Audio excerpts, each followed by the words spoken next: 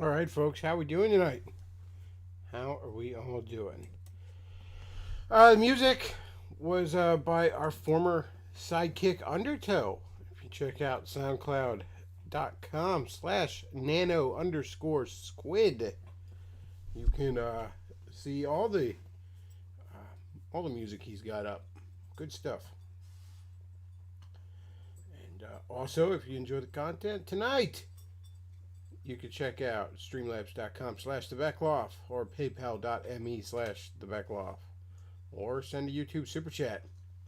Although it'll probably be a little while before I get enough of those with my irregular streaming to cash out. Nonetheless, any sort of donation is appreciated.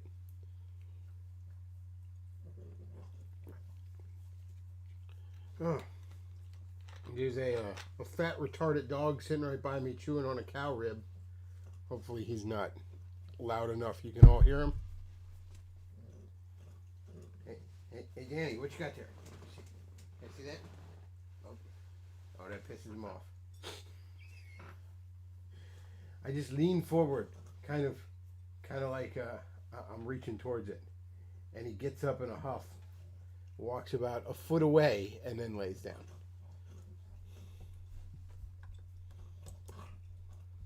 All right, so, hey, chill out though. All right, bud. I can get you another one. You don't gotta eat it like a starving fucking hyena. All right, so we got some stuff we're gonna talk about tonight. There's a little bit going on in the news. I don't know if you noticed. Half the country's on fire, stuff like that. Um, every president or every company is celebrating LGBT pride and Black Lives Matter and all that other stuff. It's very annoying.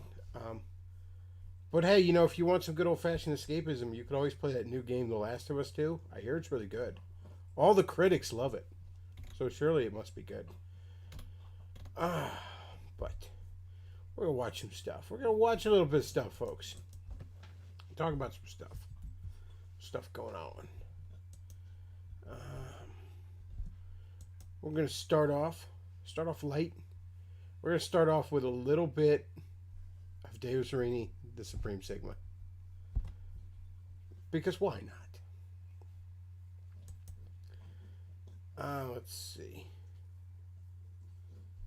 Also, folks, just a little house cleaning. I'll be streaming probably a little bit more than regular here in the next 3 weeks because I have the next 3 weeks off. We usually have a week shut down for maintenance, but this year at the old box factory, it's 3 weeks.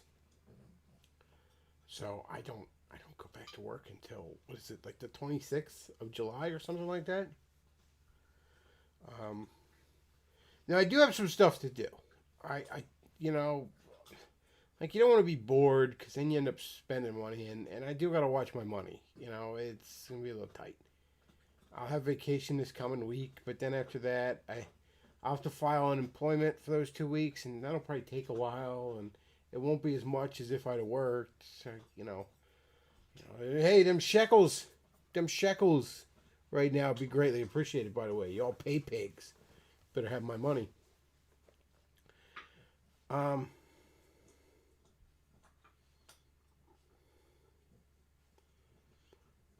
where the fuck was I? Oh, I won't be streaming a ton because I do have a project I'm working on that I really, really, really have. I really hope I get done by the end of 3 weeks. I think I can do it, and if my fat, stupid, lazy ass buckles down, I believe I can have this project ready to go. It's not something for this channel. It's a little bit of a side hustle, unrelated to this channel. They have to recalibrate the box making machines. That's exactly right. Honestly, last year was my first. There was the first time I was there for a shutdown in this particular box factory, and I had been there like 4 months at that point. I started at this particular place April last year. I know I'm doxing myself. Irini's Australian boyfriend's going to come after me. But I was told that it was for maintenance, right? They're just maintaining those machines. I'm like, oh, this is going to be great. You're going to come back. These machines are going to be... They don't do shit.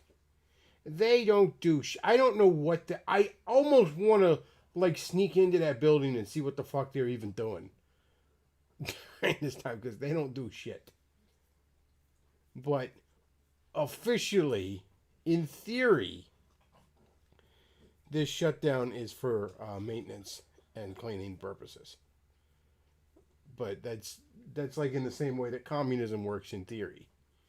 Like, yeah, Carl, that sounds great. Well, I'll share. But it didn't pan out that way. Anyways, we're going to watch some Davis Arini, the Supreme Schmegma. So, let's see if we can get the Windows capture going. There it is. Hey, what are you doing?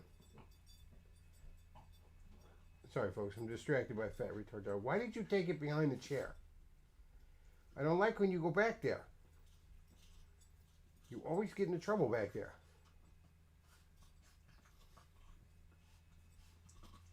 He goes behind that chair if he's like managed to pull something out of a trash can or like something that he knows he shouldn't have. If he's doing something he knows he shouldn't be doing, he wants to hide behind that chair. So you don't go behind that chair. I'm going to think you're doing shit. You're just chewing your cow rib. You're fine. You don't have to be behind the chair. Sorry. Oh, let's see.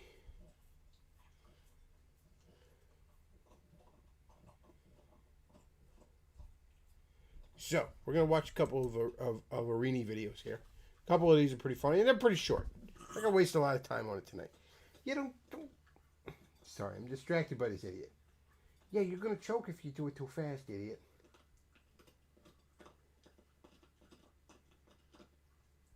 Calm down. Fat retard. Takes after me, I suppose. All right.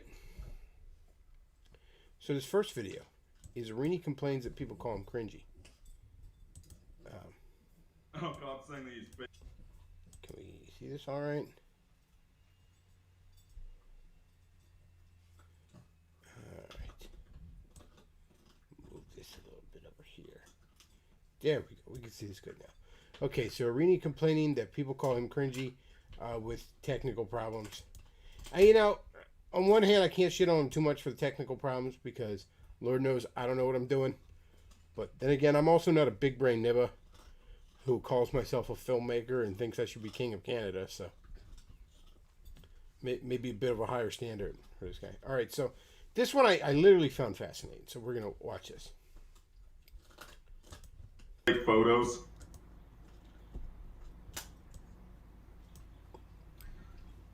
Right wing's been limp and lifeless. Yep. Oh, you want to know what the right wing Christianity is? It's a bunch of dorks wearing T-shirts. Is it Knights Templar Crusader? So your audience?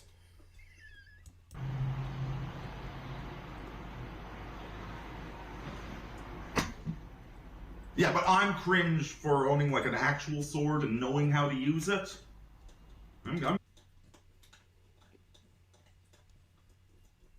Let's just keep going. There's a lot to unpack here. You're in the military, that's cringe. No one said that. Frickin' retards.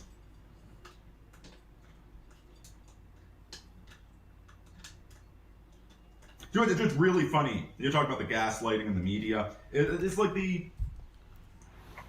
It's... Oh, jeez.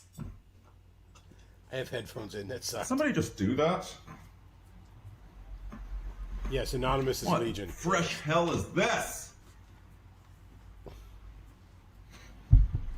Well, it's stopped.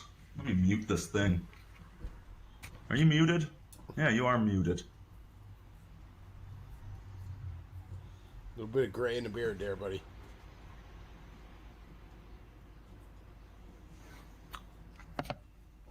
All right, guys, tell me if there's any trouble. Yeah, it was. Oh, boy. All right. So we'll leave this up because there's a lot to unpack here. Okay, so the outfit.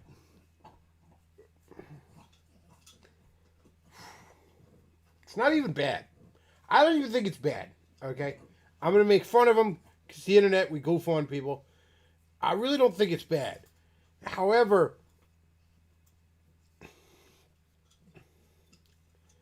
it's not really. It's not really something where you can be shitting on other people's outfits. You know what I mean?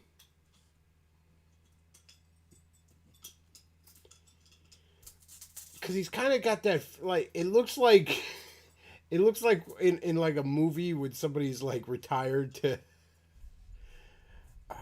like Hawaii. You know how they like stereotypically put them in like a Hawaiian shirt or something like that. It just kind of reminds me of that.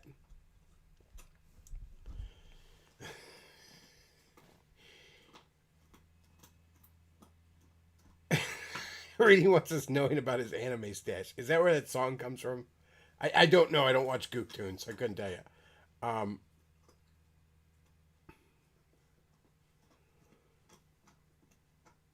I've I'm cringe for having a sword and knowing how to use it. Press X to doubt on those last few words there. And for being in the military. Well, I mean, no. I mean, granted, it was the Canadian military, so that doesn't really count. But he has retired from life. That's right. I don't do that anymore. It's like in the movie when they try to get like the the guy to come out of retirement for one last mission. Uh um but no, Davis, that's not what people are talking about.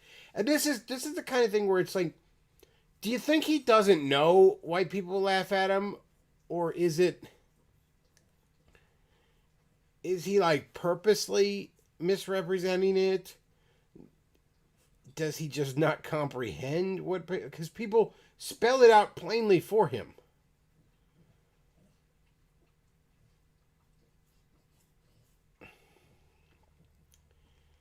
When he got that sword, remember he did the video where he's chopping cantaloupes and shit like that, and he's going on about, like, again, it's that typical thing where everything he adopts he's an expert on. You know what I mean? He's an expert on it now.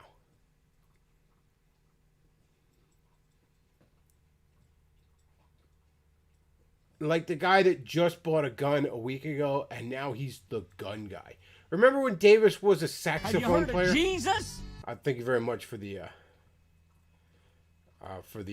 donation there. But remember when Davis was a saxophone player for like a week there? It's like he learned half of a song on the saxophone. He's like, I'm a saxophone player now.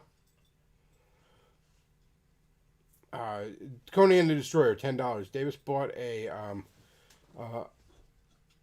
Hanwei sword, which is the Mad Cat's controller of swords. Eldridge Fan sends $2. Thank you very much, Super Chat. Talk about White Jesus statue removal. We'll get to current events and shit. Don't worry. Anyways, but no, it's that like you're an expert on the thing because you just got it. You're buying a identity. You're buying a personality.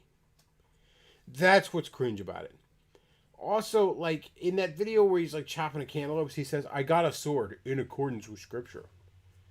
And you never know if he's joking or not, but it sounded like he was sort of serious about it. Like, okay, Christ said, if you don't have a sword, sell your cloak and buy one.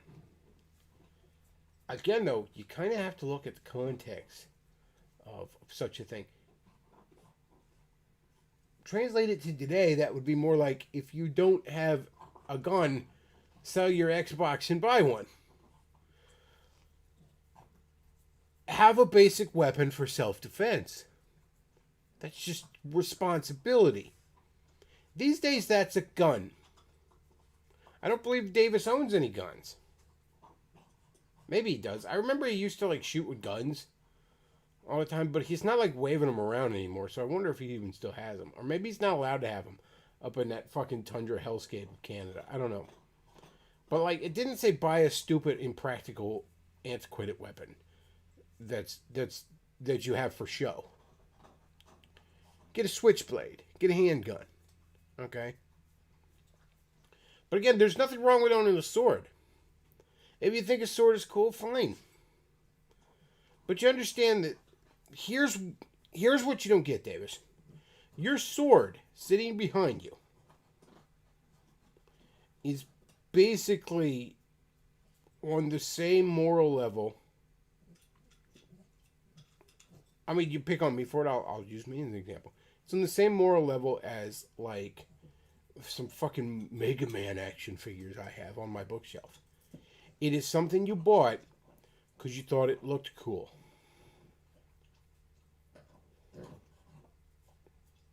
That's it. That's all it is. I think it looks cool. And look, if you like it, you like it. That's cool.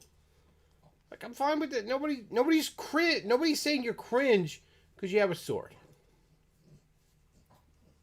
Here's what you're not getting, Davis. People say you're cringe because of why you have that sword. Because you bought it thinking it was a personality.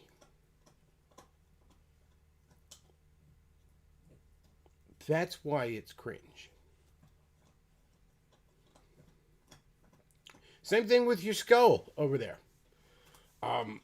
Nobody, like, okay, somebody, like, made fun of, oh, look, he's got a skull in his thing. Okay, fine. And then you got super defensive about it.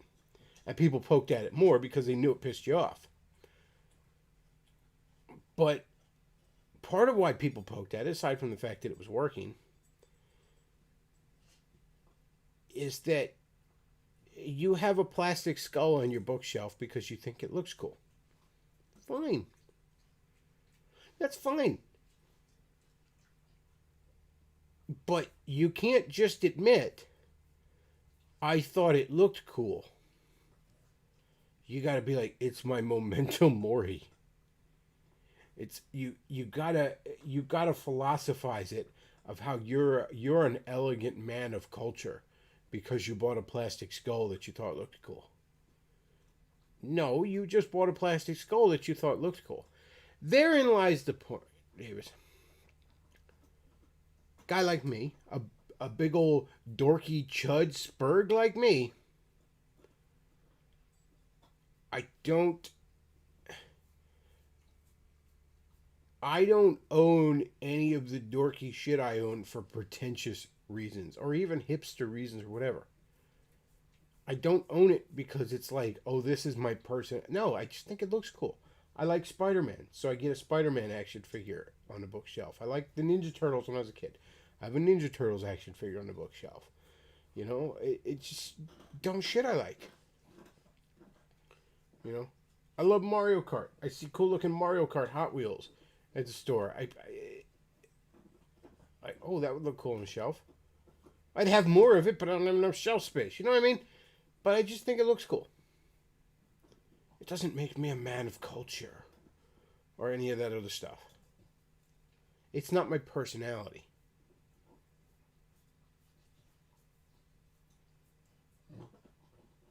That's why people make fun of you, Davis. See, what you don't understand, and the military thing,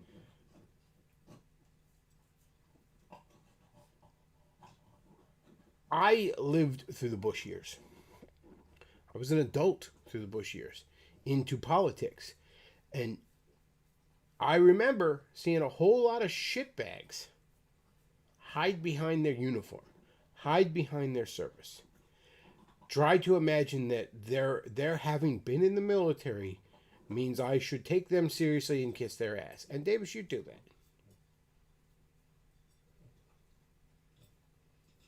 I was in the military. And you know what it sounds like when you go on about being in the Canadian military? It sounds like that Will Ferrell Saturday Night Live bit where he's like, I drive a Dodge Stratus. I'm a manager at Applebee's. People are scared of me. No, they're not.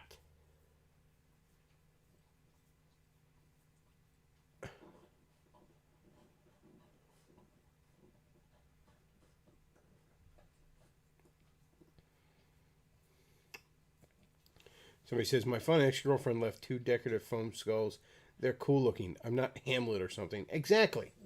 You think it looks cool, you think it looks cool. Right? Wasn't he only in the reserves? I don't know. I mean, he was in the Canadian military. Who the fuck cares? You were great. You were a fucking Mountie. You were Dudley Do-Right. You were saving the girl tied to the fucking train tracks from Snidely Whiplash. That's good for you. Good for you, Davis. Dog going to town sounds like sanding wood. I know, guys. I'm sorry. I don't have the heart to stop him right now. So you're going to hear a little background noise. He is working on that cow rib. He is working on that cow rib.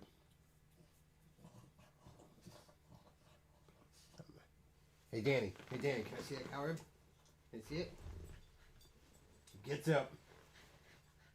He walks maybe 3 feet away, just further away from my reach, and then he lays down.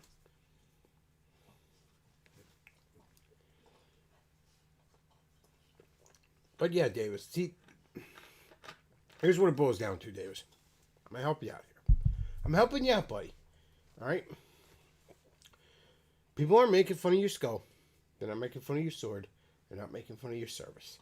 They're making fun of you.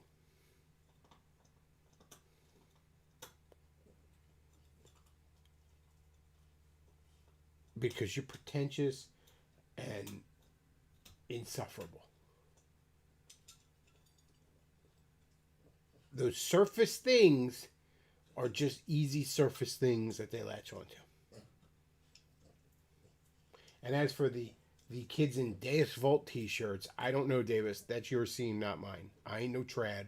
I never claimed to be no trad, okay? I don't want nothing to do with those people, okay? I don't want nothing to do with a bunch of 15-year-olds that take fucking Nick Fuentes seriously. I just don't. Somebody in the chat says Davis has been known to work on a bone as well. Well, I'm going to pretend like I don't get that joke. And we are going to move on.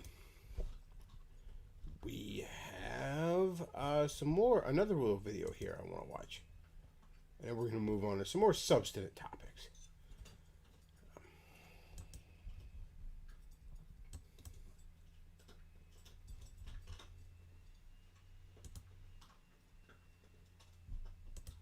So this video is entitled "Arini has the biggest dick in Europe." Well, let's just roll this beautiful bean footage. You know what? You know what my ancestors did when they came to this country? When it was an Anglican country? When it was an English-speaking country? Do you know what the rest of Europe thinks about Italians? I mean, we're the highest IQ and the biggest dick. Of course, the rest of Europe is jealous of us. Everybody's jealous of you, dude. He's literally medicking. And as for highest IQ, Italians, press X to doubt. I'm just gonna say maybe you could say maybe the best food in Europe. Highest IQ.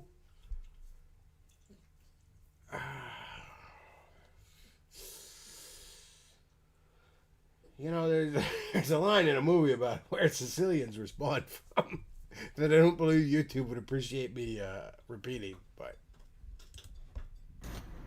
We also have the biggest and bestest church. Yes, the Catholic Church. Yes, the biggest and bestest church. You know. It's the bestest. Because we all know the best churches are the ones run by pedophiles. But no, my ancestors came here. Did they whine? No, we didn't do whining back then. They got to work. They learned English. They got to work. Well, perhaps you should follow their example. When is the last time you've had a job?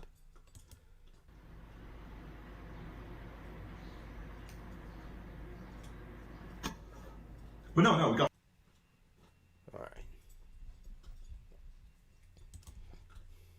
My dick. I know, Chad. My dick. Exactly.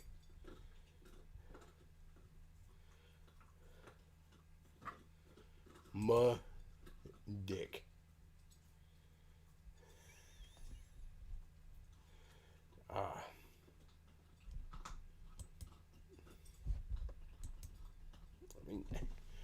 riots are basically like 3 ass hairs away from a baboon. As compared to other European people.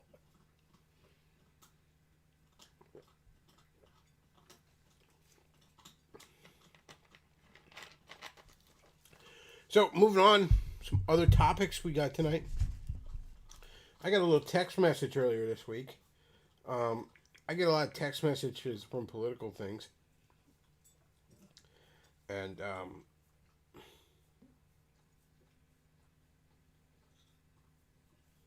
let's see if I can bring it up here. So, I get this text message. Get a little picture, which we'll throw up on screen. I get a picture. Let's go ahead and take the image slideshow off for a second. Boom. So I get this picture, and I get a text saying it's official. John Cummings just won the Republican primary. Now he takes on Alexandria Ocasio-Cortez. What better contrast for the first-term socialist congresswoman AOC than a former NYPD officer and school teacher? John can do this. Help tonight and donate $10, $25, or $50 to kick off our campaign. I gotta say, now I've said on here numerous times that I think a lot of people on the right underestimate how popular AOC is with her base. In many ways, she has a similar popularity that Trump does, in that one of my favorite things about Trump is that he pisses off all the people I hate. And likewise, there is a similar feeling on the left with AOC. They love how much she riles up the people they hate. So, a couple of months ago, I'd have said the Republicans were wasting their fucking money here. Not so much now.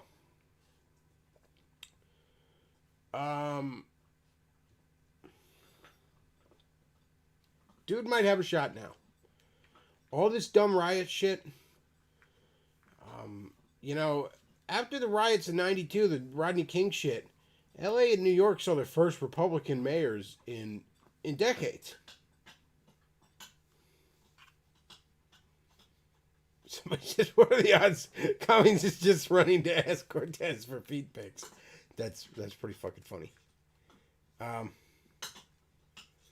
be fair, without Italians, Europeans would still be in the Stone Age. I mean, I think you're thinking of look, if you're going to go as far back as Roman times, yeah, I guess the Italians have some stuff to brag about. But anything in the last 1,000 years, not so much.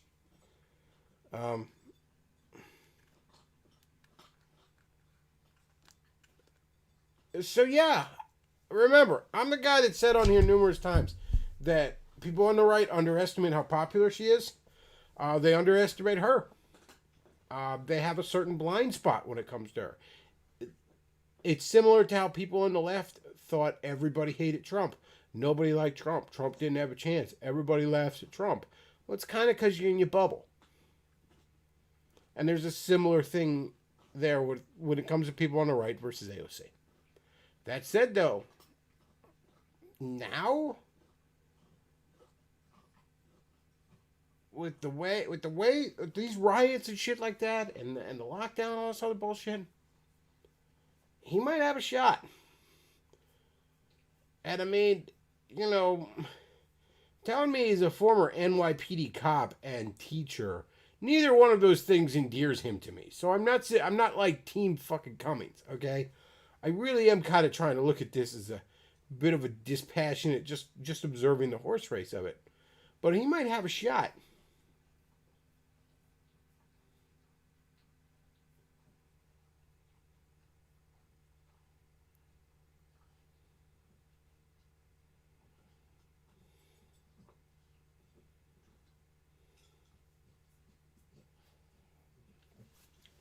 Let's check out his campaign video, shall we?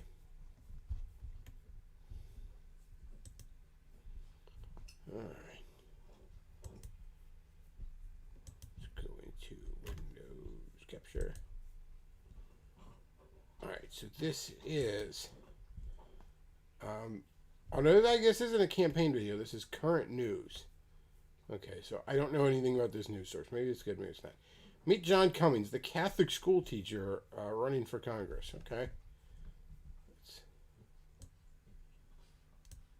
That's my building right there. That's the back of my building. New York's 14th congressional district is where John Cummings grew up. It was a great place to grow up. Had his first job. These are the other two buildings that I delivered papers in. And has his current teaching job. And that's a middle school and there's our school. Now he's fighting to represent the district in Congress, mounting a bid against current Representative Alexandria Ocasio-Cortez, drawing inspiration from the school he attended and where he now teaches. My students have been after me to run for many, many years. Like many people, the St. Raymond Catholic High School civics teacher used to think it was an unwinnable seat held by Democratic powerhouse Joe Crowley. Now Congressman Ocasio-Cortez pretty much came out of nowhere and defeated him. So it was pointed out to me by my students that that was a pretty lame excuse. Now I use their terminology. So now John's hitting the campaign trail. The former NYPD officer knows he has a long road ahead. First comes the Republican primary with 5 other announced candidates, including Cherie Murray. She's called Ocasio-Cortez a crisis for Queens, and Ruth Papazian, who blamed Ocasio-Cortez for killing the Amazon deal. If John takes the primary, he would then face off against AOC, a formidable opponent. In the last election, she won over 78% of the votes, trouncing her 2 opponents. Since winning, Ocasio-Cortez has made a name for herself nationally, promoting liberal causes and sparking disputes with more moderate Democrats in the House. But John, who's either lived or worked in the district his whole life, is ready for the fight. A very long time ago, I was told, God makes the plan and we don't get to see the plan. With his Catholic faith, his lengthy law enforcement and education background, John is ready to represent the people. The Republican primary election for this district will take place in June. The winner of that will face off against Ocasio-Cortez in November of 2020. In the Bronx, Emily Druby, Currents News.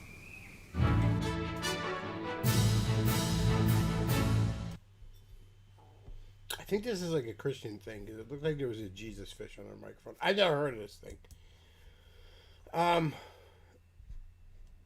But yeah, I'd say the guy has a shot. I mean, he's got the Republican primary done now, so I'd say he's got a decent shot. If I had to put money on one or the other, I'd still bet money on AOC. As I said, she's far more popular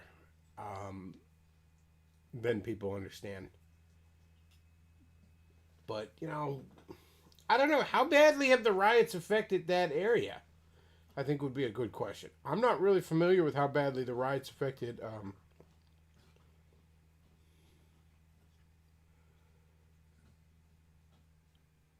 the Bronx, New York, whatever. I mean, everybody was trapped in their homes because of the commie cough. So I don't know.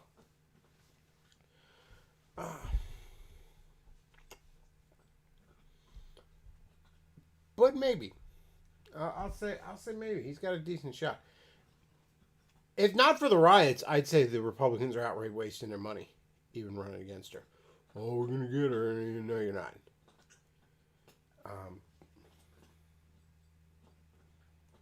But again, after these riots, maybe.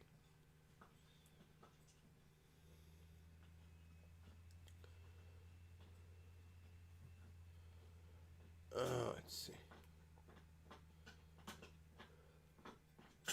So we say NYC got looting bad, but who knows about that district?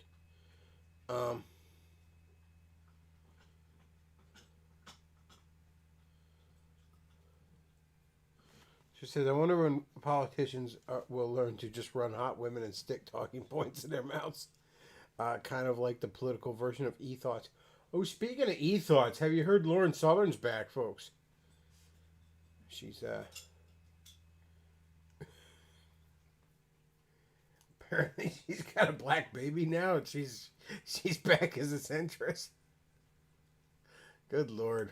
All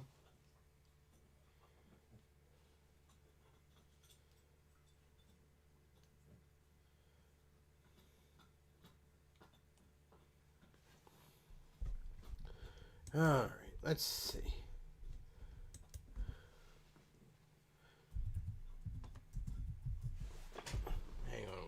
folks.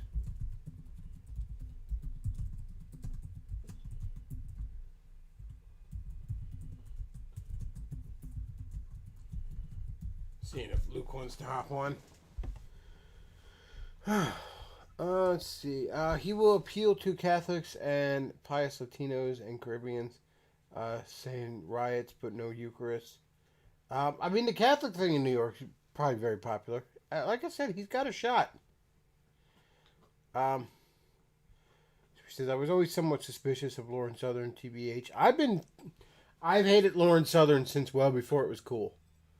I was never particularly impressed with her, but the final nail in the coffin was I went ahead and bought her book, and I get sent this fucking 88-page pamphlet.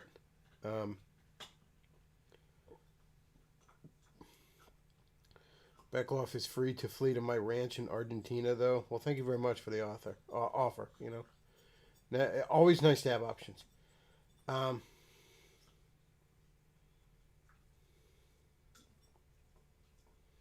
So he says, I think the coronavirus lockdowns are having a major impact on our nation's mental health. I know that I just don't care much anymore. Oh yeah, that. You know, if you want to put on the tinfoil hat, that you could say that was by design. I want to suck the life out of you. You know. I mean, I was amazed at how many people were okay with it just because they were... Like, look, initially I was concerned about this. I thought, okay, we need to take precautions. But I was thinking, you know, a week.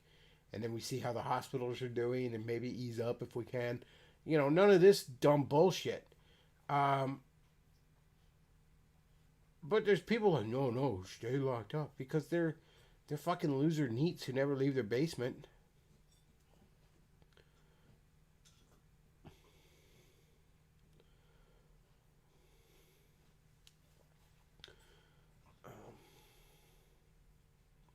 Being locked up and socially isolated is terrible for mental health. Absolutely, man. People need human interaction.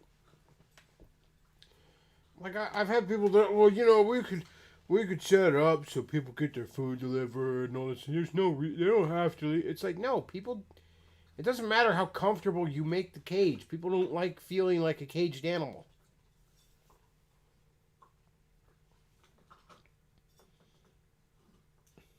No, the lockdowns were fucking terrible.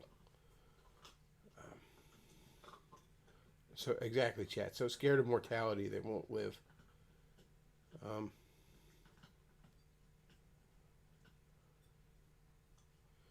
Somebody says, no joke, the person that offered me their place in Argentina, there's enough room for any hard-working box specialist. Don't be like Davis. No lazy people. Well, don't worry, I won't chain smoke in your house either. Bechtloff, when are you going to introduce me to your chocolate redhead girlfriend? Hop in the pod, Grandma Killer. That's right. The only good thing about Lauren Southern is her Zero Suit Samus cosplay. Yes, that was quite delightful. But, I mean, I said years ago, and I mean, like, probably even before Trump was elected, I think I was saying that, you know, if you're donating to Lauren Southern, that is the right-wing equivalent of Findom. You're donating to a hot girl who laughs at you. Medicare still goes on about the COVID on Twitter. I'm not really on Twitter, so I haven't followed him. But yeah, he went whole hog on the, you know, this is the end of days shit. Medicare went all in on the fucking, on that shit. And I guess he just, you know, hasn't admitted a mistake there.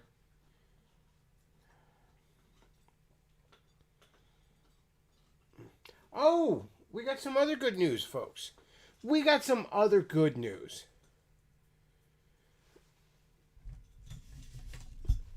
Our good friend Noah Antweiler, a.k.a. the Spoony one, has no food. He, according to himself, which one should remember this is a source that is full of shit, but according to himself on Twitter, he has no food.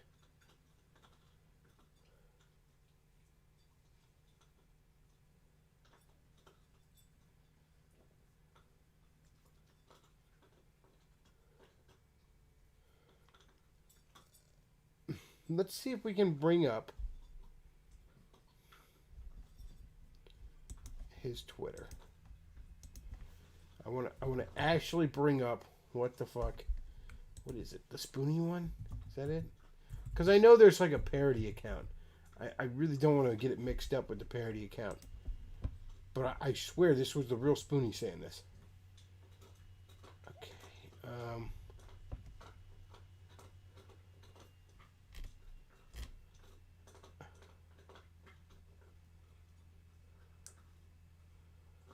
Oh, so he has a tweet on here. Somebody's trying to cheer him up. It amazes everybody, like trying to cheer him up and coddle him. It really amazes me how much goodwill Spoonie still has. Like, I honestly think one of the reasons I never get Razor Fist on here anymore. Now, granted, I haven't really tried because I sort of lost the best way to contact him when I lost my Twitter.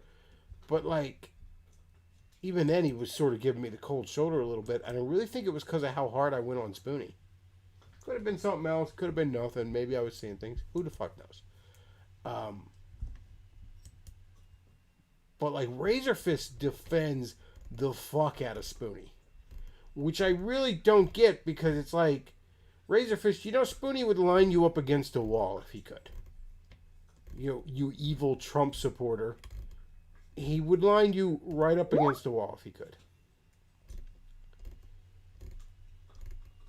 We do got Luke ready to go. Alright. Well, let's hop in with Luke. But yeah, I don't understand the goodwill like Spoonie still gets. Like, somebody here trying to cheer him up, but he responds to it. But I don't enjoy anything anymore. Literally nothing to me seems fun or worthwhile. I look forward to nothing. I don't want to talk to anyone. I don't want to stay here. I don't want to go back to Arizona. I don't want to die. I don't want to live. I don't want anything. Oh, poor fucking Spoonie. Let's all sing the sad fucking song for Spoonie. I hope his dog finds a good home. I hope if and when Spoonie finally gets the balls to put a gun in his mouth, that he at least gets the dog put into a good home first. Like, Spoonie's a waste of fucking life. Oh yeah, and we got a tweet, Trump is stupid. Yes, Trump is stupid. But you're not like you, Spoonie, you're smart. Let's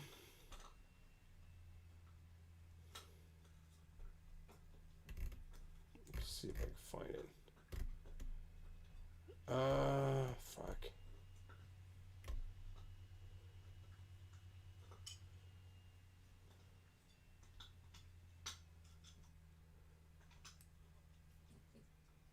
Oh, he's going on about how you need to wear a mask because of the COVID-19. What a basic bitch. I guess maybe I can screen share this real quick. April took the dog. Well, he's still like fucking... He's still pretending to be the dog on Twitter. I hope April took the dog. I hope the dog's in a good home. Let's see.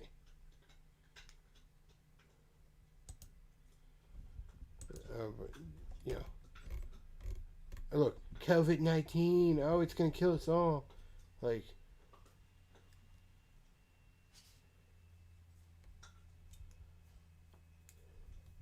123,000 Americans have been killed by COVID-19. Where the fuck are you getting these numbers, buddy? Oh, Trump's dumb.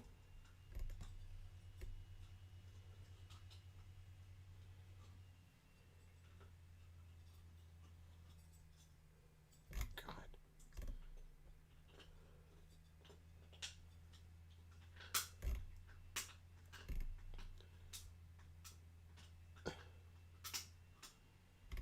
Yeah, the Republicans are dumb, Spoonie, I know. Like, how can you be as useless as him, as worthless as him? And then you're going on about it's like left-wing fucking Davis. Like, you can be this fucking worthless and going on about how you know what's best for fucking society. I really don't understand the goodwill this man has towards him. People always like kissing his ass and shit.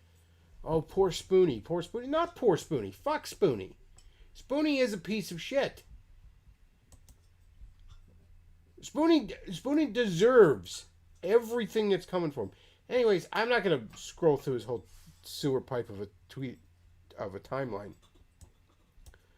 But he was talking about how like all he had left in the pantry was expired taco shells and a can of beans, and he's eating cold beans out of the can and shit like that.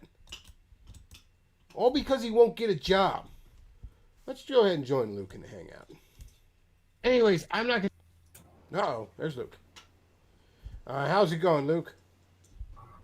It's going wonderfully in my nice little bunker. How about you? It's going just fine. We're laughing at Spoonie. We're talking about what a piece of shit he is.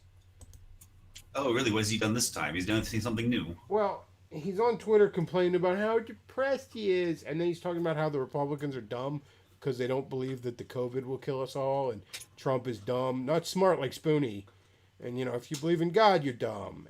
But meanwhile, he's a loser who can't even fucking live stream to make money. And is literally eating cold, expired beans out of the can because it's all he has left in his place. He's got... COVID's the only reason he ain't been evicted already. Literally, all Spoonie has to do, and if Spoonie just live streamed each night, he'd make more than enough money to survive. Just play a stupid bullshit game, live stream it, you'd be fine.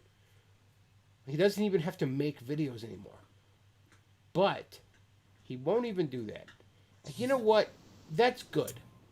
I'm glad that this man is so fucking hatefully lazy. Is so... I don't know what you even want to call it with him. But I'm glad he won't fucking, like, just pull himself out of it. I'm glad he won't escape fucking justice. He deserves what he's getting. Yeah, let's see. His current stream history is from 3 weeks ago, and it seems like about once a month now he's making a live stream of some sort of game. Oh, he is live streaming now? Or not? Yeah, it's Eternal Darkness, Sanity's Requiem. So I guess, but all he's doing is he's just doing live wire stuff. He's not doing any other commentary, just live streaming. People are like, I miss OG Spoonie. Honestly, like I really don't. This boggles me. Spoonie is a worse human being than Movie Bob. You understand that? He's got the same bullshit politics.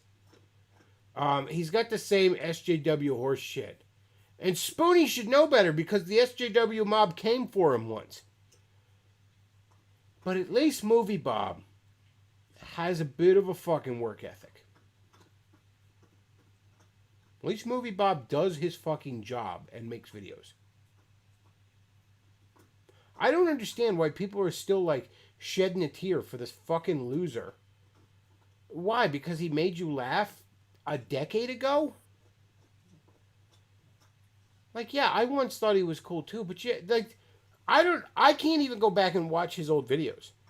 I tried a few months ago to watch his Pumpkinhead review, which is probably, in my humble opinion, the funniest fucking video he ever did. But see, like, part of the appeal of the content Spoonie made was that there was this everyman appeal.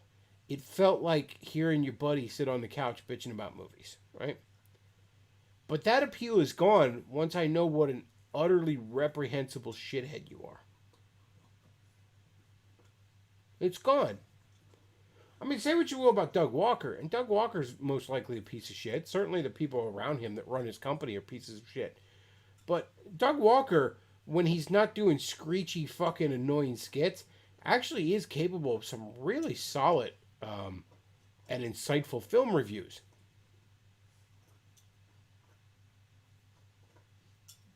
When he's not getting caught up in dumb fucking skits, he is capable of doing very, very good reviews. The fuck does Spoonie do?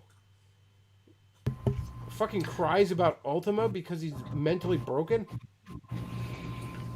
Yeah, at least when Doug goes off on skits on his when he goes having the reviews that goes off on those skits, at least those skits have a point. But when he goes on these grandiose, like, like almost like documentary style skits. They're like a completely waste of time. I'm sorry, like, I don't get anybody who's sitting here like, let's shed a tear for Spoonie. As far as I'm concerned, there's two possible outcomes in the Spoonie saga. One is an absolute fucking miracle. Divine intervention. This man finally musters up a shred of humility and comes to fucking Jesus. Or this contemptible piece of shit dies in the fucking gutter. And as far as I'm concerned, both are fine. Both of those are fine. I have no problem with either outcome. I'd prefer the less likely one. Sure, that would be glorious. But both are fine. But if you're still sending this idiot money, you're just entitling it, or you're just enabling him. And again, I want to reiterate, he hates you. If you are defending him, if you are sending him money, he hates you. The only thing Spoonie hates more than himself is the fucking idiots who white knight for him. And why wouldn't he? He knows what a piece of shit he is. So if you're kissing his ass, how much of a piece of shit must you be? There's nothing to cry about over this man. This man had everything and threw it away. This man had every chance, every bit of potential, just arrogance, pride. But, you know, the final nail in the coffin for him, and he was a piece of shit before this, was when he reached the 5,000 mark, and now he's supposed to make a Spoonie movie. And the reality is, he had no idea how to do that, because it was a stupid fucking idea from the get-go. He never thought he would reach. But rather than finally just face the music and say to his fan base, look, guys, I never thought I'd make this goal. I don't think... I'm not going to make a Spoonie movie. I'm sorry. I can't keep this promise. I could fart out something stupid and embarrassing, but it would be stupid and embarrassing. So I'm just going to come clean now. I can't do it. There's no point in doing it. It's stupid. So if you want a refund for this month that we reached it, fine. I understand that. Otherwise, you know, I'm just going to keep doing what I'm doing. But that would require some humility. Instead, of course. But that's the question. Like, what would a Spoonie movie entail of exactly? That's what I mean. Like, there's no... what would that be? There's a reason why when I had my Patreon set up, it was making fun of Spoonie. I set up a fake fucking goal where I said if I reach $5,000, I'm going to start production on the Bechtloff movie. But then I will realize that that's stupid and I don't know how to go about it. So I will enter an alcohol-fueled rage and depression where I lash out at all my fans.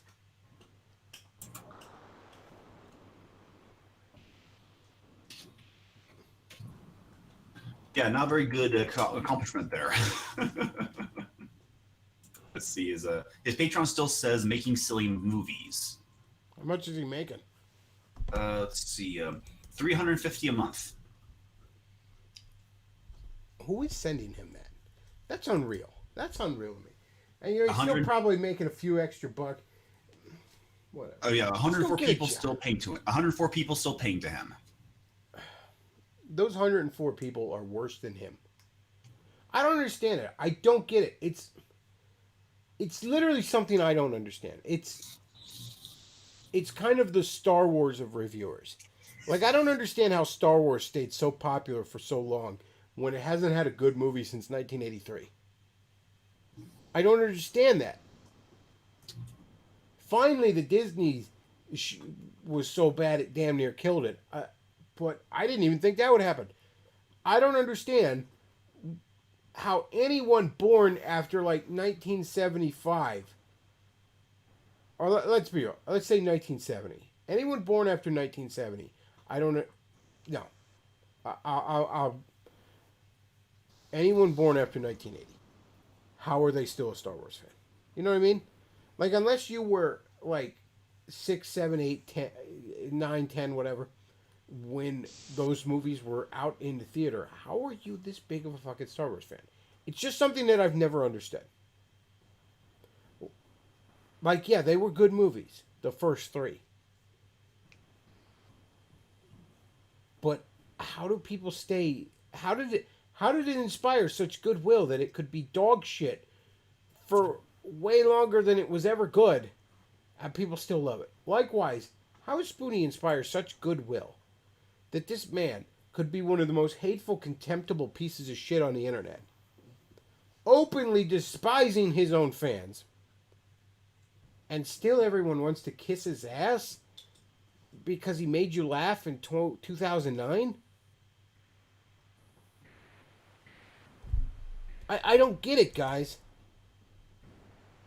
At this point, there is no reason to get it. I mean, if you're all you're doing is like, I mean, that's kind of the reason why I don't understand why people even still like Davis anymore. But people still like him because of the nostalgia they had for his old character.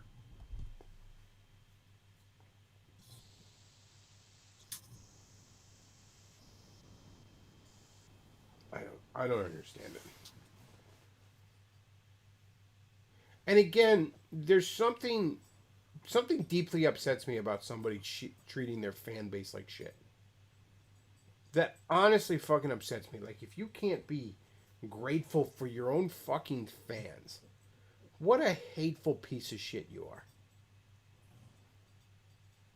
Somebody mildly criticizes me, so I'm gonna ban them. That sort of dumb shit. Like,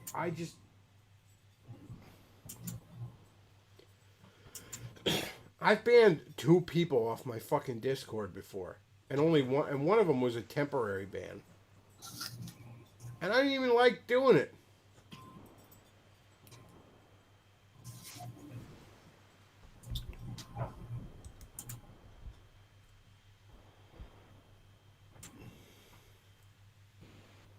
Somebody says the average donation to Spoonie is $3.50. Well, I mean, that's $3.50. Like, imagine walking by a homeless man and giving him $3.50, right? Because he's like, oh, thank you, God bless, right? Okay. But imagine walking by a homeless man who says, hey, you piece of shit, give me money. And then you give him $3.50 and he says, fuck you. And then next month you do it again. Oh, the 5,000 per month mark is still up with its description. If by some unbelievable miracle pledges ever get to this point, I'll shift my focus to finishing my script for a feature-length movie and putting it in pre-production. Which again, just admit like you didn't know what you were doing, and you like they were giving him even before that he was making thousands of dollars a month, and just not grateful for it. I don't understand that. Whatever. He's spiraling. He's slowly killing himself because he doesn't have the balls to do it quickly. And fuck him. Fuck him, man. And at this point, if you're still defending him, you're a fucking idiot for it. He hates you. He hates you more than he hates himself. And he hates himself a great deal.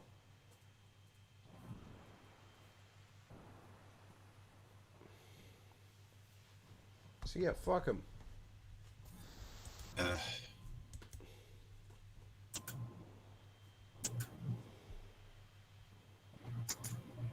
So, is there any good news in the world? I mean, I have 3 weeks off of work, which is good and bad.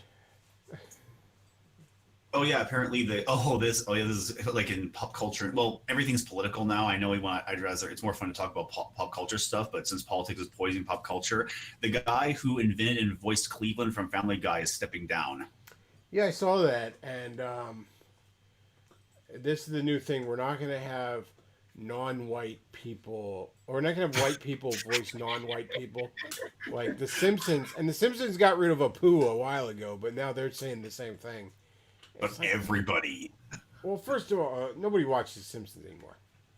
The Simpsons YouTube videos, like Pro Jarrett can put out a fucking Final Fantasy review, and he will get more views on that video than a new episode of The Simpsons will get.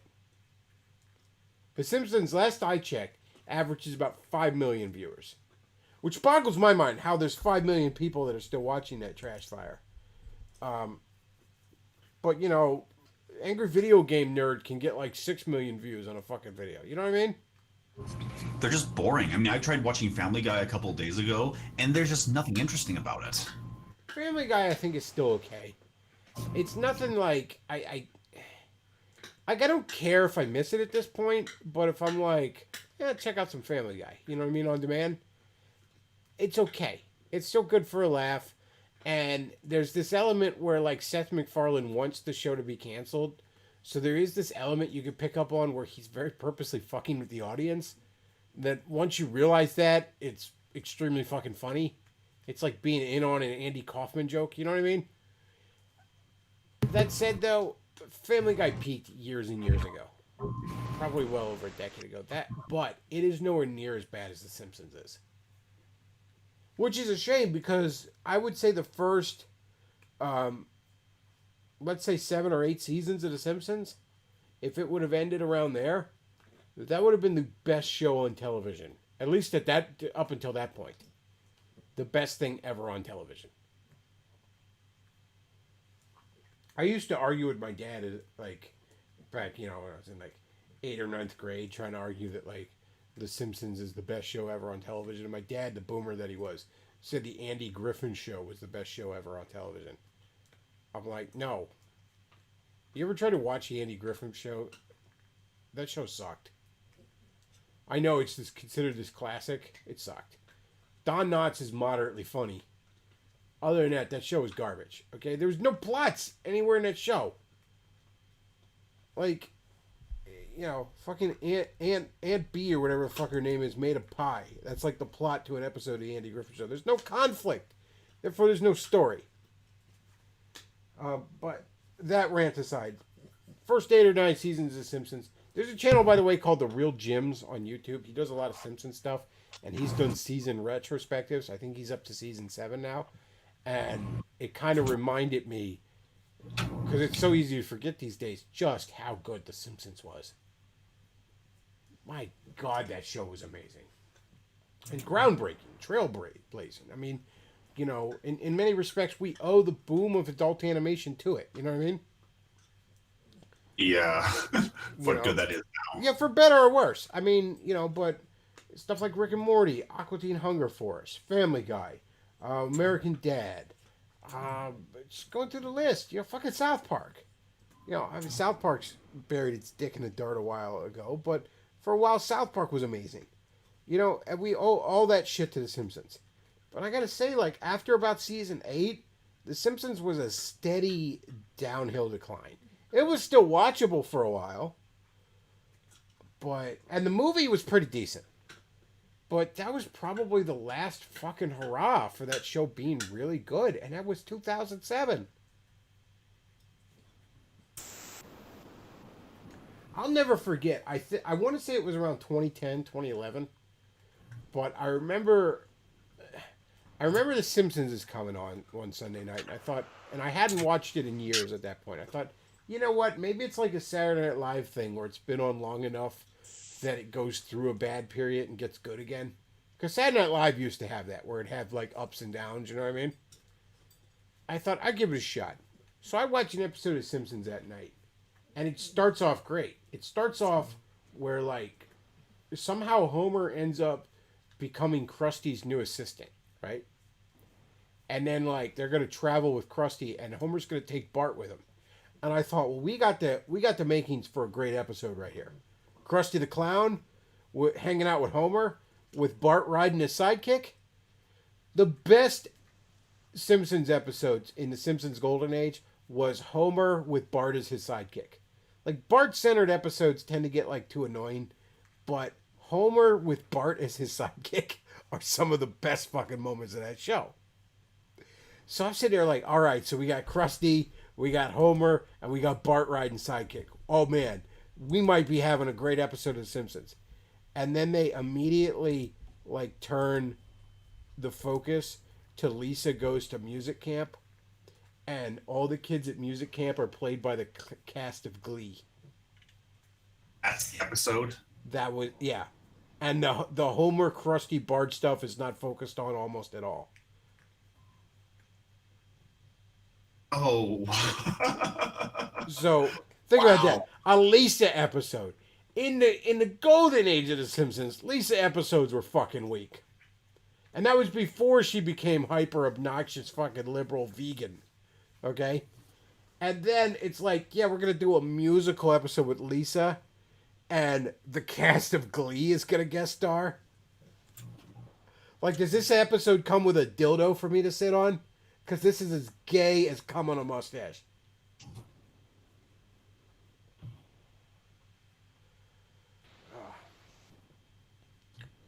But I do suggest the channel The Real Gyms, or The Real Gym, or whatever it's called. Marge episodes are always the worst. That's true. Marge episodes are fucking balls. Oh, man. But yeah, the best episodes were Homer with Bart riding sidekick. Busey. This cat were any more anonymous Charlie Sheen to be paying him for sex. I'd say your buddy Andy Kindler there is a real riot, but I think I actually saw more belly laughs at Ferguson. And thanks for Bob's Burgers, by the by. I always wondered what The Simpsons would be like if every single character was Lisa. Bob's Burgers is rough, too. It has its moments, and John Benjamin is fucking hilarious, but man, it's rough.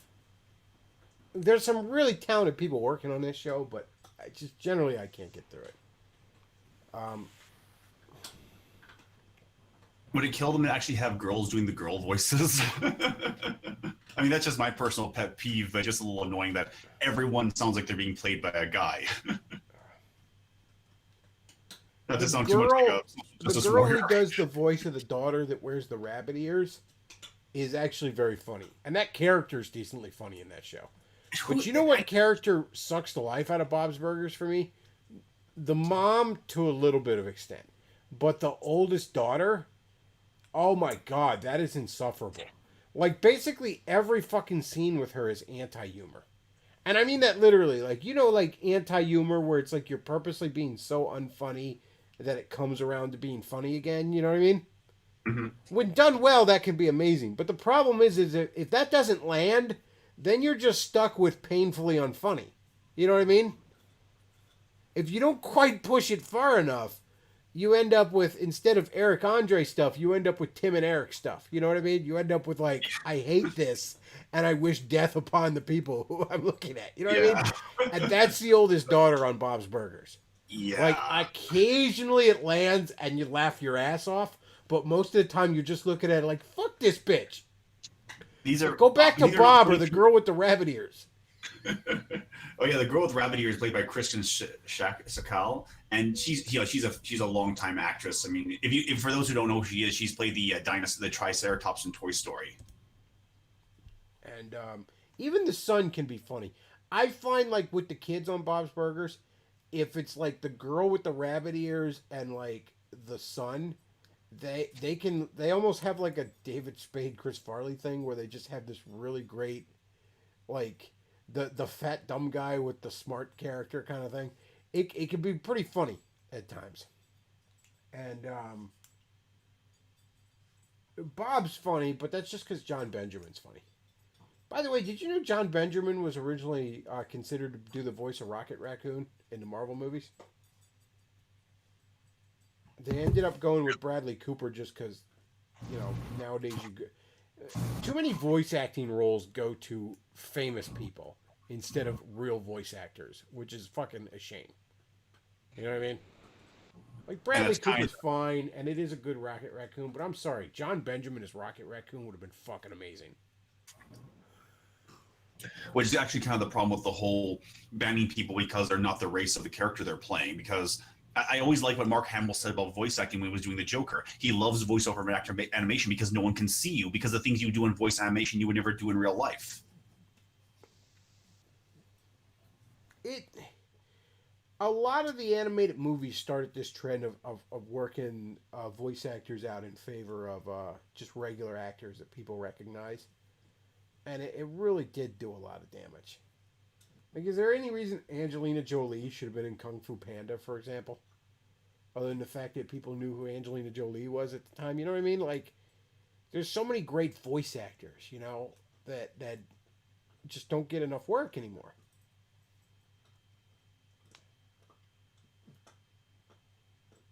But yeah, first, if you like I recently got a Roku, where I got all the streaming services now, and if you got the streaming services, if you got your Hulu or your Disney Plus, watch the first 7 seasons of The Simpsons. You can maybe skip season 1 because it's pretty fucking rough. Even season 2, I mean, I would almost say watch season 3 through 7. That's the absolute best period of The Simpsons. Seasons 3 through 7.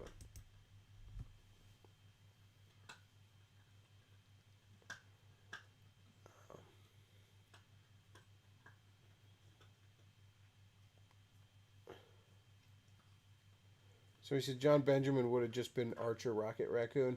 Yeah, but that would have been cool. Like, don't get me wrong, John Benjamin, there's 2 types of great voice actors. There's the types that they do one voice, but they do it amazing. And then there's the types that do many, many voices. John Benjamin is obviously not the latter.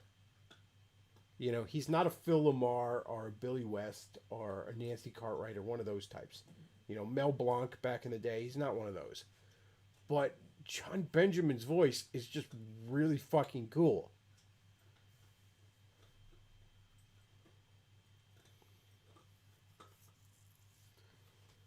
The critic Variety is the spice of life, and status quo is the starch. The star that shines brightest is all the more glorious for its brevity. Or to bring this metaphor down to a broader cultural level, The Simpsons has been running for 21 seasons and hasn't been good since the 5th. I wouldn't say the 5th. Season 6 and 7 are probably better than the 5th. But it's been downhill since the 8th. Let's put it that way. And it was even good in like seasons 9, 10, 11, even getting into 12. It was good. You know what I mean? But to go from the best show on television to just good is kind of a downgrade. You know what I'm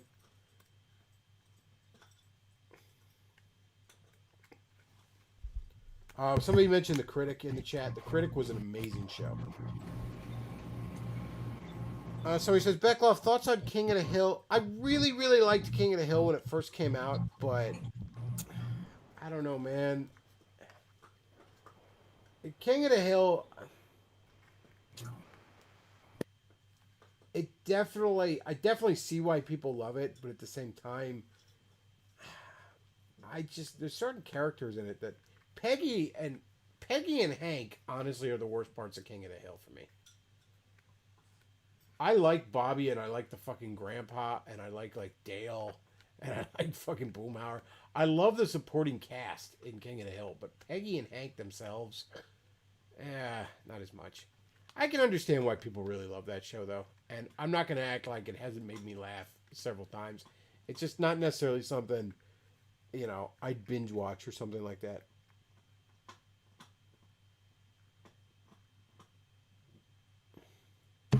Yeah, well, at least King of Hill, he'll learn when to end. We're just dragging The Simpsons out indefinitely until they realize, you know what, until they find a new project or a new idea.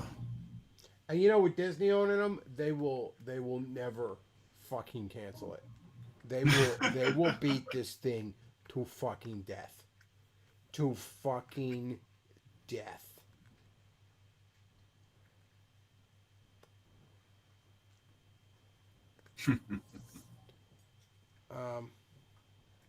So he says, King of the Hill, I will defend to the end.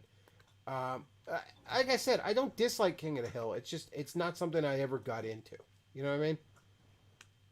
Like, I had a buddy of mine that was huge into King of the Hill. And I mean, almost anytime I'd come over to his house, he'd be like fucking watching reruns of it half the time. And I'd sit and watch it with him. You know, and be like, oh, this is fucking hilarious. But I would never, like, it's not something I'd necessarily think to tune into.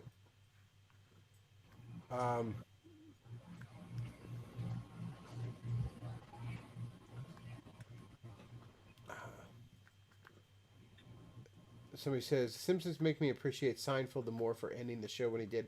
Yeah, Seinfeld ended when they were on a roll. Like, those last few seasons of Seinfeld are really fucking good. Like, he could have easily stretched a few more solid seasons out of that show. But no, he did not. He was like, no, let's quit.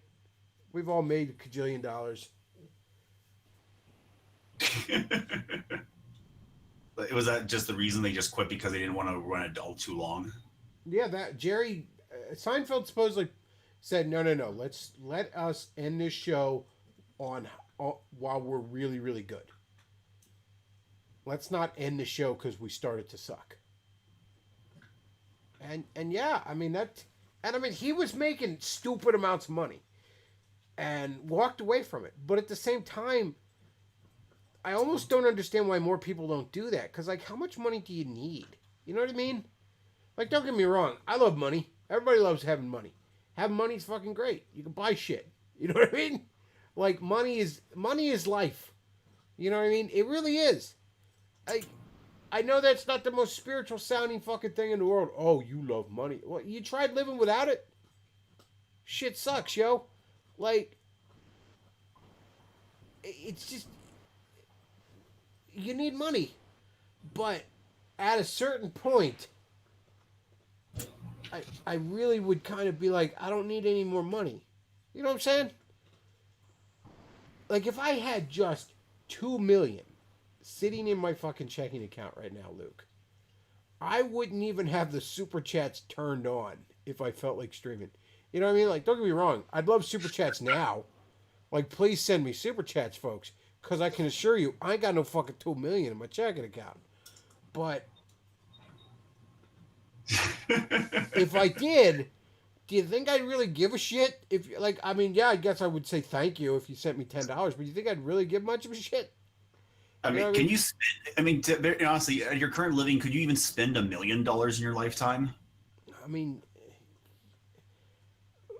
yeah, but a lot of that would be like, you know, you get a house and you get maybe 1 or 2 cars to last you, right? You know what I mean? Like, your big purchases, but then, like, oh, you could basically, like, $2 million, right?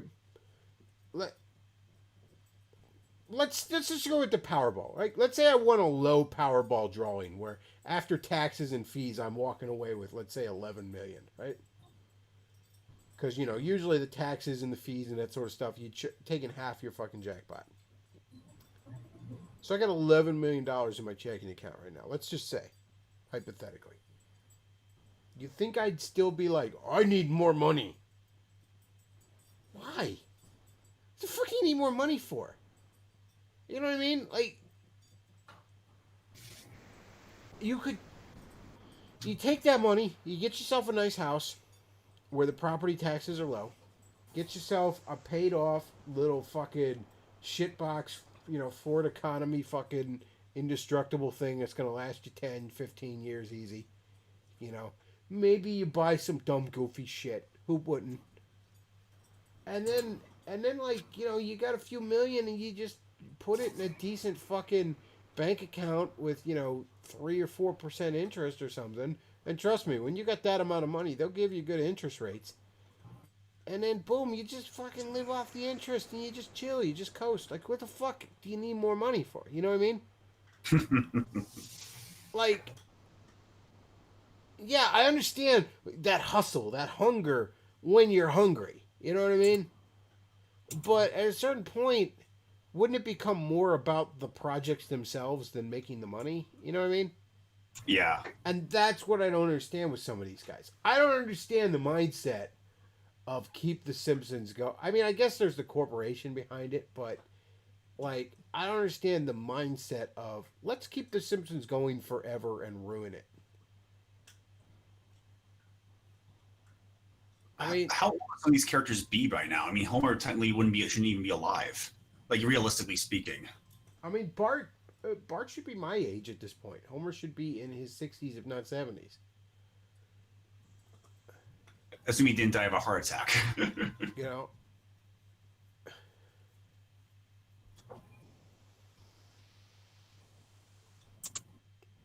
I've always like suggested that if a series is going to run on, the characters have to age eventually, which is what was so interesting about the Rugrats' progression from babies to middle schoolers. South Park did that once, where they skipped to 4th grade after a while, and it's like, but I don't think they ever went any further in that.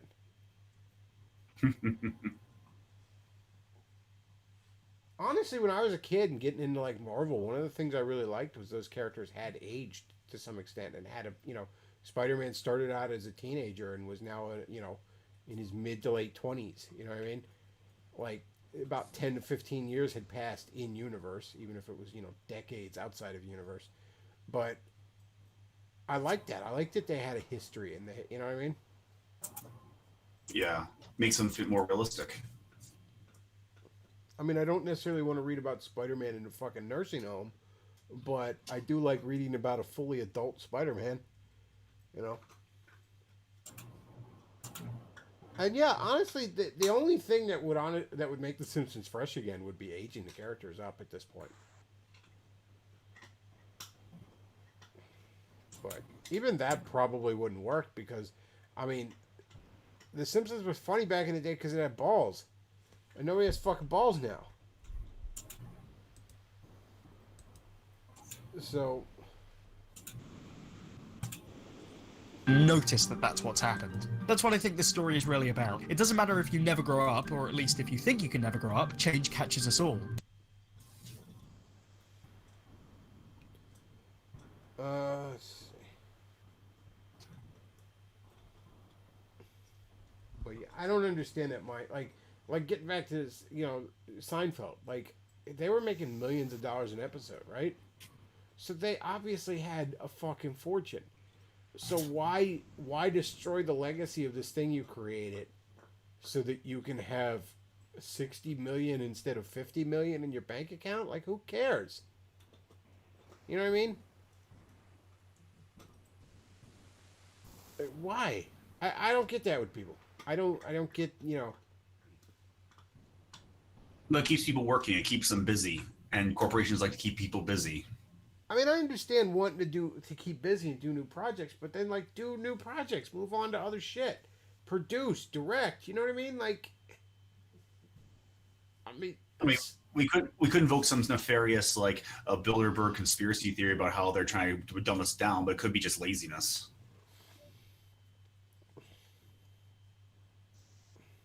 Oh, you know that one scene in Family Guy where there's that corporate boardroom and they're all talking about the ideas they've all done before. So it's like, no, we need to do something different, something fresh. And the person at the head table walks up to him, picks up something off the wall, and starts beating him to death with it. It was at NBC, and he beat him to death with a picture of Just Shoot Me, the sitcom, which I actually like that show. But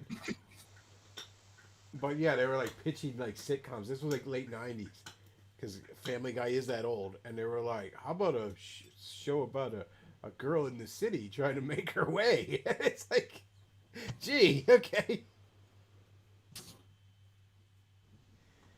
I gotta find that clip now if I can find it somewhere. Speaking of Seinfeld, guys,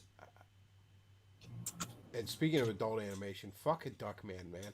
I'm so glad in recent years Duckman is starting to get the respect and recognition that show deserved. That show struggled to have like 3 seasons, I think, maybe only 2 or something like that. But man, that show was amazing. That was really ahead of its time, that show. It's funny, Jason Alexander did that really obnoxious voice for this like audition for Duckman because he thought it was like a one and done like guest shot or something. He's like, I didn't realize I'd have to do that voice for that long. Like, it was kind of grating. The clip opens up with NBC. We used to have Seinfeld, remember? And here's. Hey, how about this? A single white girl in the city working at a magazine. Yeah, that's at least Yeah. You guys hear yourselves? This is the same old crap over and over again. We need to take a chance. Try something different. Something fresh.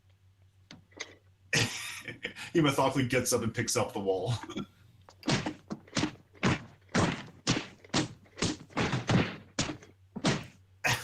It just goes on for like a whole 10 seconds. So he says, I think the reason Simpsons is still in the air has something to do with how much merchandise brings in. I don't know, man. I feel like you could be still doing that with like reruns. You know what I mean? Like, you could still, especially now in the days of streaming services. I mean, like, if you were to go to an FYE right now, assuming you live in an area of the country where you're allowed to do that, I bet you'd see a whole shitload of, say, Parks and Recreation merchandise, right? That show ended like fucking 5 years ago or something like that. But, I mean, in this day and age of like streaming services where people can discover shows from a couple of years ago and binge watch them and all. Like, shows can stay relevant forever without having to fucking drag on like a lifeless fucking zombie. Yeah, maybe there's just something to that. Maybe they just keep it going to stay busy. Like they have no, like they have no need to change anything. The last two decent things with The Simpsons, and one of them even wasn't technically a Simpson episode. The Family Guy Simpsons crossover was pretty fun. But that was actually an episode of Family Guy. But it was fun. Was it the greatest thing ever on television? No. But for, somebody who'd been a longtime fan of both of those things, at least back when they were both really, really good, yeah, it was fun. And then Simpsons did an episode where they crossed over with Futurama that was fun. But that was, again, that's Futurama. Futurama has a better track record than Simpsons. Like, you could say maybe Futurama went on a little longer than it needed to, but still, way better track record than Simpsons. Nothing ends unless it stops making money. I'm not really sure how The Simpsons is making that much money, though. Like, new episodes of it? Maybe 5 million fucking people watch a new episode of The Simpsons. That's not a lot.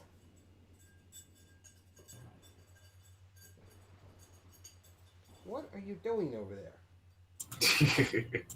What are you... What are you doing? Why must you always be doing annoying things, you fat furry retard?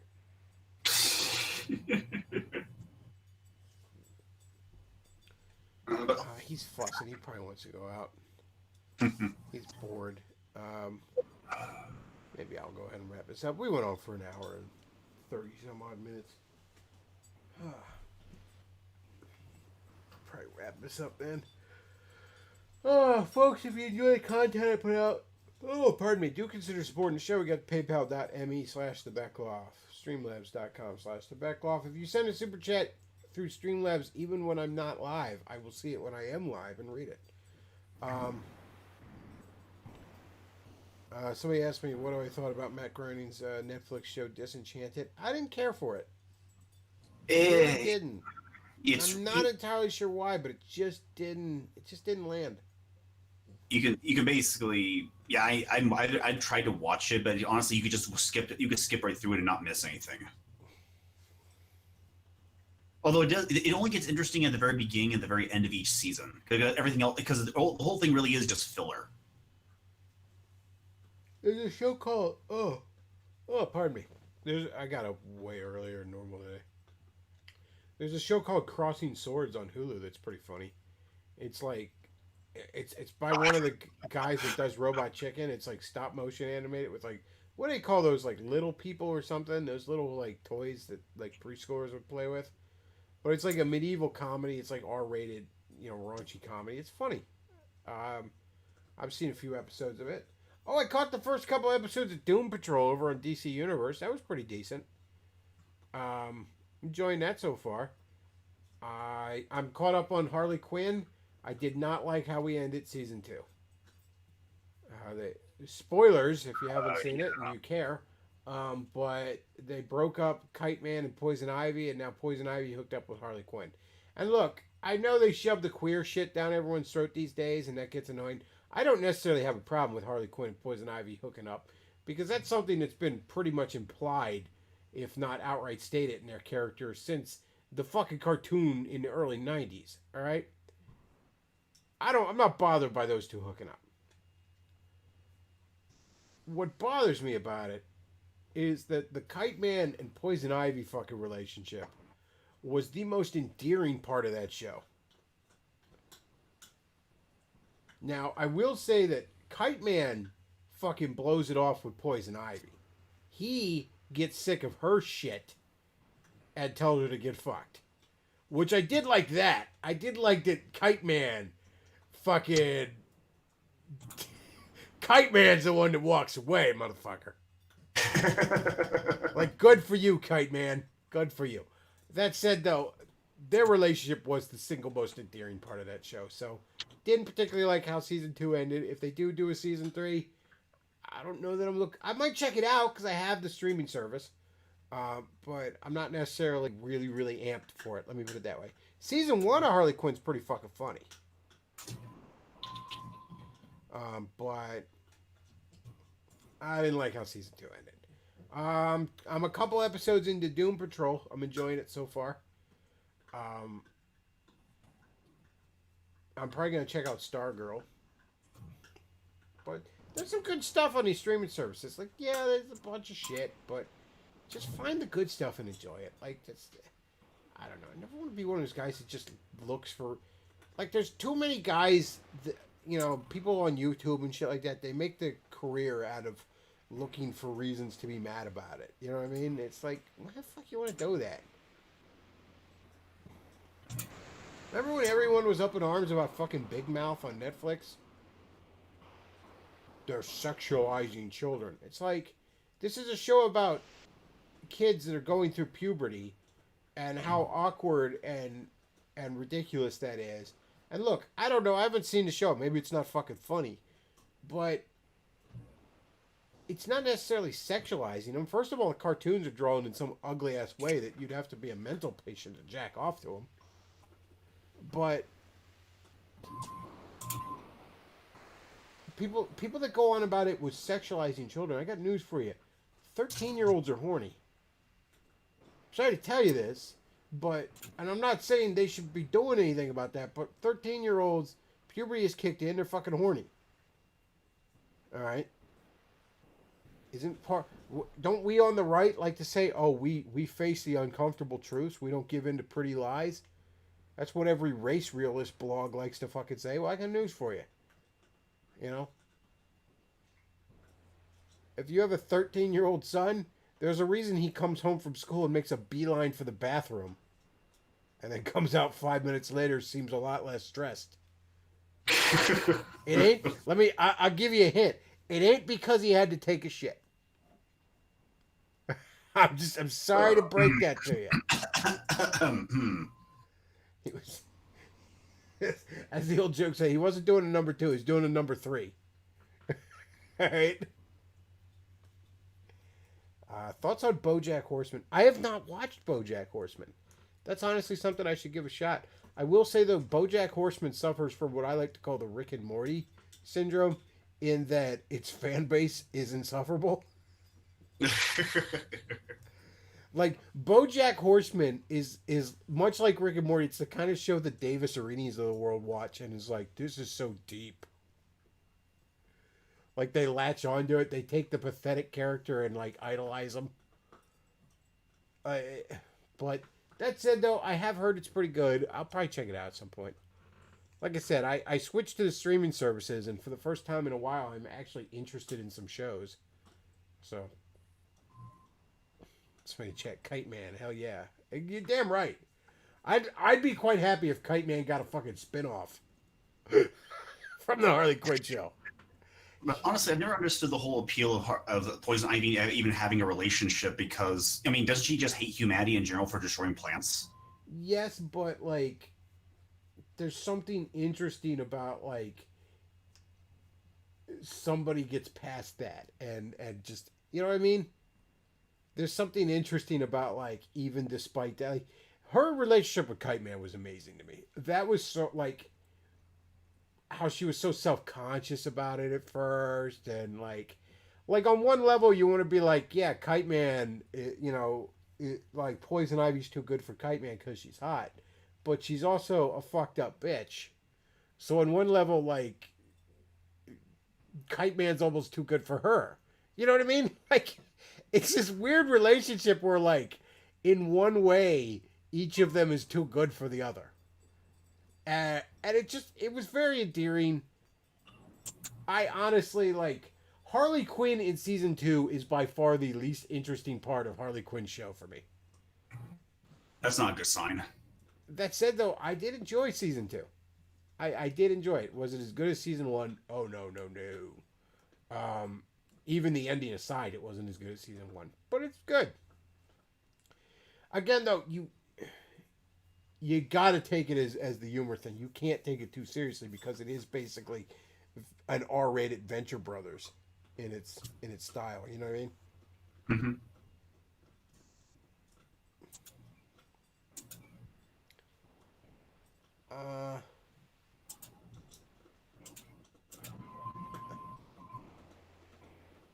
Let's see. I was just checking the chat real quick. Yeah, it looks like we're all caught up. All right, so I'm gonna go ahead and wrap this up. I think this dog needs to go out here soon. And that's Too it. high. Oh. It's a no man's land. Haven't we had this conversation before? You think? I think we have.